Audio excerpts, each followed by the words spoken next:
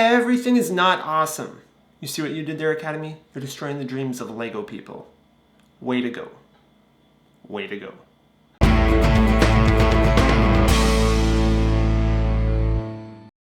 Hi, I'm the Z-Man from Z-Man Film Reviews, and the Academy hates children and everything good and happy with the world. And I'm going to give you my reaction to the Academy Award nominations. Buckle up. So first off, I'm going to touch on a couple movies I haven't seen yet, but I really want to. First one being Selma, which got snubbed for Best Director and Best Actor. Everything I've heard about it, those two should have been nominations. They should have been locks. Whether they would have had a chance of winning or not, I'm not sure. So I was surprised to see them excluded. Another one I was surprised to see not getting a nomination was Life Itself, the documentary of Richard Ebert. Yeah, if you look up movie critic in the dictionary, I'm pretty sure you'll find his picture. And that the Academy, like Hollywood itself, not nominating that documentary about his life. It was kind of surprising, especially considering like the movie critically got really good reviews. So now let's talk about the elephant in the room. And yes, they even made Lego elephants. So I'm joined today by Emmett and Wildstyle from the Lego Movie, which was recently snubbed for Best Animated Film. Very surprising, probably the most shocking thing not to get nominated in this year. Where it's not my favorite animated film of the year, that goes to How to Train Your Dragon 2, which I'm happy got nominated. It still totally deserved to be there. It's one of the most fun movies I've seen. It just captured Lego perfectly. I bought Lego Movie Legos because I love Legos. So yeah, it was kind of disappointing that they didn't get nominated.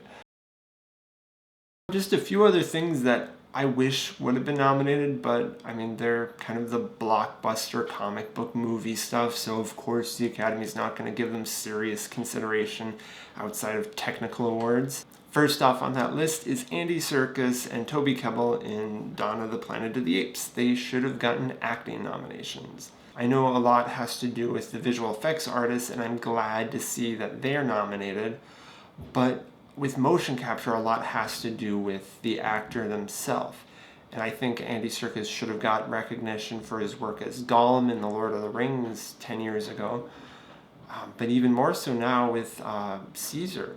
Speaking of Andy Serkis connection, The Hobbit, I wish it would have gotten a little more love, where it's not the best of the Hobbit films. The amount of work Peter Jackson takes upon himself to make these movies is incredible, and I wish it would have gotten maybe a little more love. It got one nomination, it's not going to win, but I wish it would have gotten maybe a couple more noms.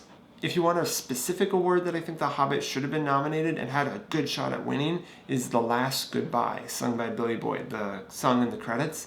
I think that closes out Middle-earth films so well, and I think looking at kind of the scope from the Lord of the Rings to the Hobbit films, that this song just connects it all and kind of bids the audience and everyone farewell from Middle-earth movies, that I really think that would have been a really touching nomination to receive.